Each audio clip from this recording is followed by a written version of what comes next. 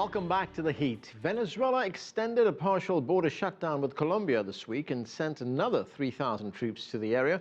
The dispute has strained relations between the presidents of Venezuela and Colombia. Joining us now from Miami is Alberto Bernal. He's a Colombian economist and head of research at Baltic Capital Markets. And here with us in Washington, D.C. is Eric Farnsworth. He is the Vice President of the Americas Society and Council of the Americas. Thanks to both of you for joining us. Alberto, let me start with you. We just heard from Eva Gollinger there, who told us that this border closure is about criminal activity in the area, about smuggling, about paramilitaries operating in the area, and that there are thousands of Colombians who are in Venezuela, but they are there illegally. They are taking advantage of the huge subsidies that the Venezuelan government pays for goods and reselling those goods in Colombia, as she pointed out, a thousand times the money they paid for it in Venezuela. Do you believe that to be the case as well? Well, there's a couple of things here that need to be said. Well, first of all, it's obvious that there's smuggling of gasoline from Venezuela to Colombia because of one very simple reason, which is that it costs about 50 cents of a dollar to tank a Ford Explorer in Venezuela. Now, the fact that you have smuggling from Venezuela to Colombia, you know, it would be the same if you had Mexico have a price of gasoline of 50 cents to tank your Ford Explorer, and in Texas is like $70. Of course, people would be taking advantage of that completely ridiculous pricing schedule that they have for gasoline in Venezuela. So whose problem is it, or who is the main motivator of this contraband that is taking place? Obviously Venezuela, because Venezuela has a completely failed economic system. This system doesn't make any sense whatsoever, and it's obvious that if you have gasoline that cheap in Venezuela, people in Colombia are going to take advantage of that. So that from that point. The second point that I think I understood from Eva is that the reason why Venezuela is in trouble right now, economically speaking, is because of contraband to Colombia. Okay, let's make a very simple test. You know, the border has been closed for 2 weeks, I believe, or 3 weeks. Now, let's ask somebody in Caracas whether or not that person is getting milk in the supermarkets of Caracas. And that person is not getting milk in the supermarkets of Caracas. And the simple reason why that person is not getting milk in the supermarkets of Caracas is because the socialism of the 21st century is a completely failed economic system, which does bring only to the end, and we have seen this many times before. We saw it in the Soviet Union, we saw it in African countries. You control prices, you do ridiculous things against business, and then the only thing that you have is scarcity and hyperinflation. So the economic problems of Venezuela are self-made, have nothing to do with Colombia. Eric, what do you believe are the main causes of this dispute between Venezuela and Colombia right now? I mean, these two countries have not had the best of relations. Well, I think that's exactly right, and we've already heard in terms of some of the economic issues that are generated in Venezuela that are causing difficulties. But I think there's a very healthy component of politics here as well. In my view, this is a manufactured dispute. It doesn't have to occur. It certainly doesn't have to occur now because there's been smuggling going on at a rather porous border for many, many years. So the question is, why now? Why should the Maduro government choose now to clamp down and cause real disruption, real hardship for the people of the border, in some cases destroying houses after people have been sent back across the border to Colombia to force them never to come back.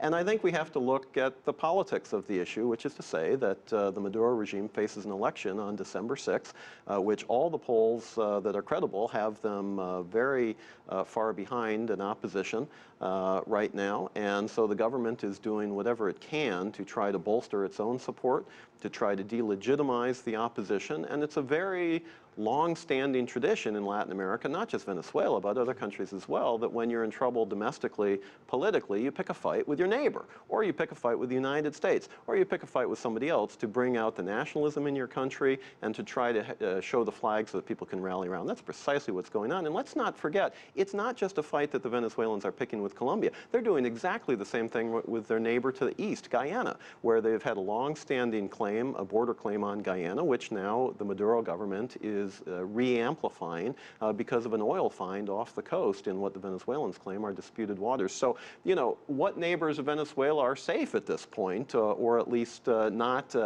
being accused of some terrible deeds? And I think we have to tie that to the elections. Right. Alberto, the Colombians have reminded us that their economy is doing very well. It's a prosperous economy. Has the Colombian government done enough to create jobs at home so that we don't have thousands of Colombians moving across the border into Venezuela? Well, here's the interesting thing. The Colombians moved to Venezuela for many years past, like 20, 30 years. A lot it took a lot, we saw a lot of immigration from Colombia to Venezuela. Why? Because Colombia was actually neighboring status of being a failed state. And we all know what happened when President Samper and President Pastrana were in. That was a very difficult time for Colombia. So a lot of people left Colombia. So those people went to Venezuela and they were working there, and most of them are Venezuelan citizens right now. Some of them are illegal, some of them are like it's same thing as in Mexico and the US. Now, what's a fact right now, if you look at the statistics, is that Colombians are no longer moving to Venezuela. It's the contrary. Venezuelans are moving to Colombia. Why? Because Venezuela is having an extremely tough situation. And Colombia, on the contrary, is seeing better times. The economy, they just announced that the economy had grown 3% in the second quarter of the year. Venezuela is going to collapse about 7 to 8%, according to the IMF. We don't see the statistics because Venezuela no longer publishes statistics. I mean, Venezuela hasn't published an inflation statistic in almost a year now. Why is that? Because we have hyperinflation, and the government doesn't want to accept it. They don't deliver growth numbers because obviously the economy is completely collapsing. So it's a completely different story between a prosperous or a country that is trying to do the right thing, which is foster private investment, and the other country which is just the opposite and trying to do everything that you can to completely destroy the basics of economics, which is the private sector. Eric, what do you make of the regional efforts to broker some kind of truce here, Brazil and Argentina getting involved? Well, I think we have to let that process play out, but the truth is it's not really a conflict here that needs to be, where peace needs to be brokered. It's a conflict that's generated by one side, and if that particular side wanted to end the conflict, they would just reopen the border. So there's really nothing to mediate here. There's nothing to negotiate. It's all a little bit, it's for show in some ways. Having said that, sure, it's good that other countries in the region, perhaps the Organization of American States, perhaps the government of Uruguay as well, others have offered themselves in terms of good offices. And then there's a negotiation about the size and the shape of the table for the negotiations, right? And, can we really sit down? That's a delaying tactic to get beyond the December 6 elections. So my personal view is it may not amount to a whole lot, but sure, there's solidarity there, and there are fellow Latin American countries that want to see this crisis come to an end. Alberto, would it be back to business as usual come the election in December, or is there a danger here that these border closures could be permanent in some places? Well, actually, I fully agree with what Eric just said. To me, this is much more politics, has much more to do with politics than economics. And my sense is that just looking at what this guy Maduro and Mr. Cabello are thinking, probably the best choice is just to elongate this conflict, keep it open, just keep on, just giving very complicated sound bites, etc. Because the goal here, and I fully agree with Eric, is to somehow try to not have the elections. Because the PSUV, which is the ruling party of Venezuela, if there's a fair election, they will be completely wiped out. They're going to lose big time. The people are just, even the hardcore Chavistas are having second thoughts about this.